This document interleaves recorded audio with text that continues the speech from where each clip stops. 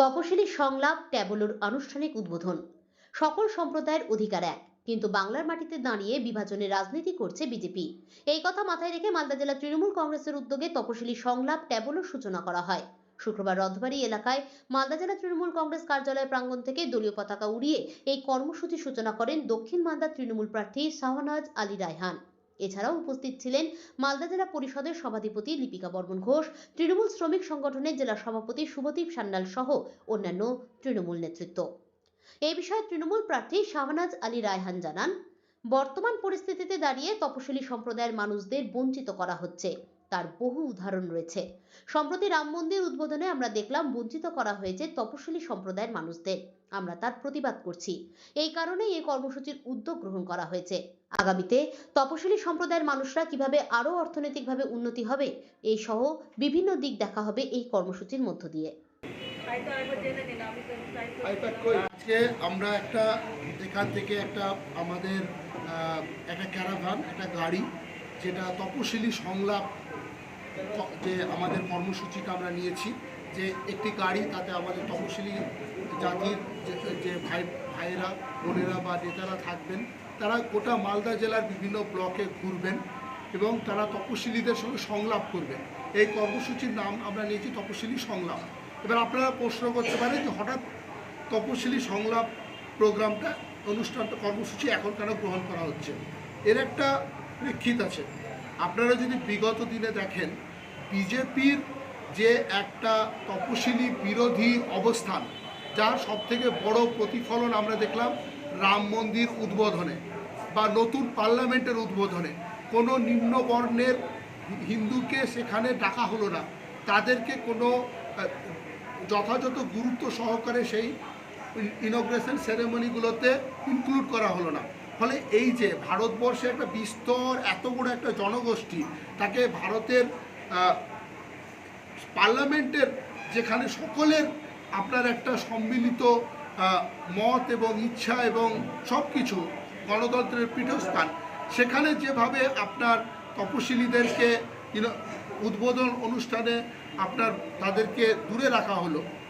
রাম মন্দির, যেটা আমরা জানি যে একটা বিভেদের নামে তারা রামকে কি করে ব্যবহার করছে, রাম একজন ন্যায়ের প্রতীক, তাকে তারা বিভেদের প্রতীক বানালো। তারপরে একটি মসজিদ ভেঙে তার জায়গাতে তারা মন্দির বানালো, এবং সেই জায়গাতে তারা কি করে তপশিলি জাতিকে সেই ইনগ্রেশন সেরেমনিতে বড় বড় বলিউডের অ্যাক্ট্রেসরা আসছে, কোনো তপশিলিকে ডাকলো না। এবং তারপরেও আপনারা দেখলেন রাজ্য বিজেপির একাধিক নেতা তারা তপশিলিদের বাড়িতে খেতে যাচ্ছে, মানে ভোট নেওয়ার জন্য, কিন্তু তারপরে সেই তপশিলির আপনি যদি আর্থিক অবস্থা দেখেন, যেভাবে প্রতিশ্রুতি দিচ্ছে, হয়তো তারা কেন্দ্রীয়ভাবে কিছুই পাচ্ছে না। সেই জায়গাগুলোতে আবার সরকারি যে জয় জওহর, তারপর আপনার লক্ষ্মীর ভাণ্ডার, আর করতে সেই তপশিলি পরিবারকে কিন্তু সাপোর্ট দিচ্ছে রাজ্য সরকার, আর ক্রেডিট নিচ্ছে ভাত খেয়ে কেন্দ্র সরকার বা আপনার বিজেপির দিল্লি থেকে আসা প্রতিনিধিরা। তো তপশিলিদেরকে যে এইভাবে বঞ্চিত করা হচ্ছে, আবার একটা টোকেন রাজনীতিতে সামিল করা হচ্ছে, এর প্রতিবাদ এবং তপশিলিদের সঙ্গে কথা বলা। মমতা ব্যানার্জির সরকার তপশিলিদের জন্য যে বিভিন্ন রকমের প্রকল্প করেছে, সেগুলো পৌঁছে দেওয়া, আরও ভালো কিভাবে আমরা তপশিলিদের উন্নয়ন করতে পারি সেটা জানা, এর জন্য একটা সংলাপের বাতাবরণ তৈরি করবে এই গাড়িটা, যে বিভিন্ন দিকে যাবে।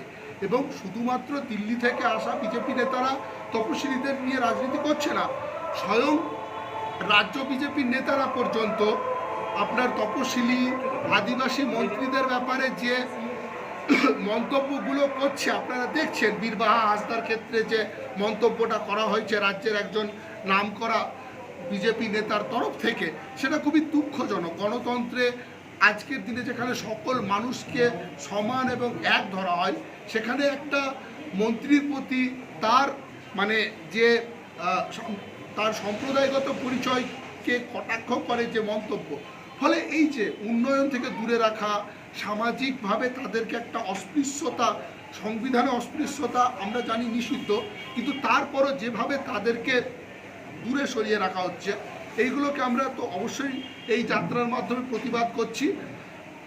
এবং মমতা ব্যানার্জি কী করে তার বিভিন্ন প্রকল্প, আপনারা জানেন যে বড় স্বাস্থ্যসাথী থেকে শুরু করে আপনার কন্যাশ্রী থেকে শুরু করে জয় জোহার এবং আপনার লক্ষ্মীর ভাণ্ডার এগুলোর একটা বড় বেনিফিশিয়ারি কিন্তু তপশিলীরা। ফলে তারা কতটা এটাকে পাচ্ছে, আরও কি করে তাদের জন্য নতুন স্কিম বানানো যেতে পারে, কি করে আমরা তাদের অর্থনৈতিক এবং আলাদা ক্ষমতায়ন করতে পারি, এই পুরো আলোচনাটা সংলাপটাকে শুরু করার জন্য আমরা আজকে এখান থেকে এই ইংরেজবাজার থেকে আমাদের এই গাড়িটাকে ফ্ল্যাগ অফ করব। এটা গোটা মালদা জেলা ঘুরবে এবং তপশিলি গ্রামগুলোতে গিয়ে একটা বার্তালাপের একটা সংলাপের পরিবেশ গড়ে তুলবে। এই জন্য এই যাত্রার নাম দিয়েছি তপশিলি সংলাপ। ধন্যবাদ।